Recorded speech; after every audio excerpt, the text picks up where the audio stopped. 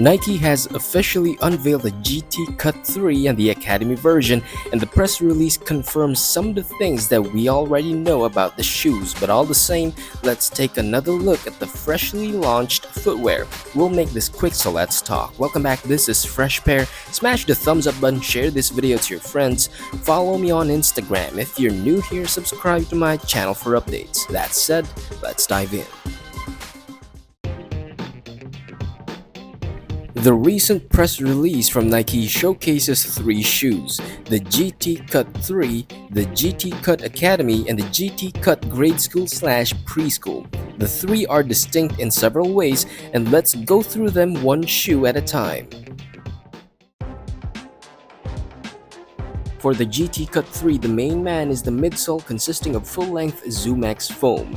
This was first introduced in the Nike Zoom Vaporfly 4% during Eliud Kipchoge's epic 2-hour marathon back in 2017. Now, the foam first appears in a basketball shoe.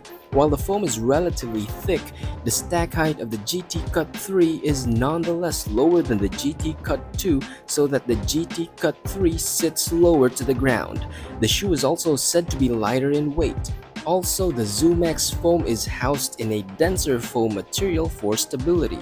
For the upper material, the GT Cut 3 uses a lightweight textile upper that is reinforced by fly wire at the forefoot, although it seems that the upper has fuse backing. There are plenty of perforations throughout the shoe, especially in the mid and rear section. There's also a TPU panel wrapping around the lateral sidewall for added containment. What I find interesting though is that the tongue is an extension of the toe box. It's basically a single piece instead of the tongue being a separate material altogether. Also, the top of the tongue also appears to have a cut in the middle. For the outsole, designers of the GT Cut 3 used modified herringbone pods, and the pattern is said to be developed based on pressure mapping. The rubber used looks like semi-translucent. There's also a bottom-loaded TPU plate primarily at the forefoot area.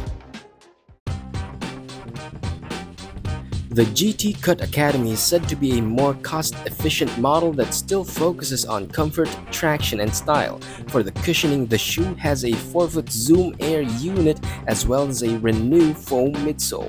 The upper material looks like a textile mesh variant that you typically see in lower-end Nike shoes. It's possible that it could also have some foam backing, as has been with Nike's lower-end models, but I could be wrong.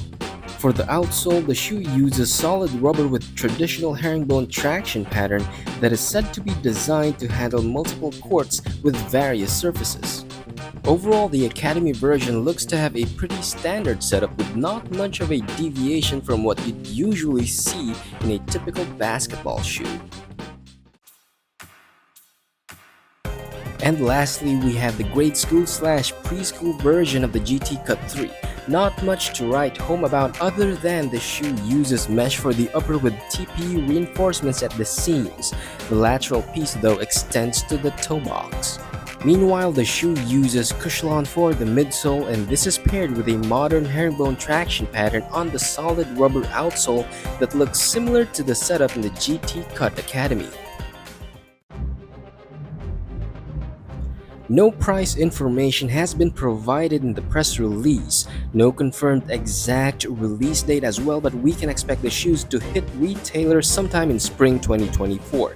As to who in the NBA would wear these, it would be nice to see Nike's rookie class of 2023 to wear the GT Cut 3 and Academy on the hardwood during NBA games.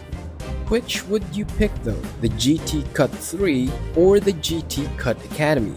Let me know what you think. Post your thoughts in the comments section, smash the thumbs up button, share this video to your friends, follow me on Instagram. If you're new here, subscribe to my channel for updates. This is Fresh Pair, thanks for watching, peace and love to the fellow underdogs.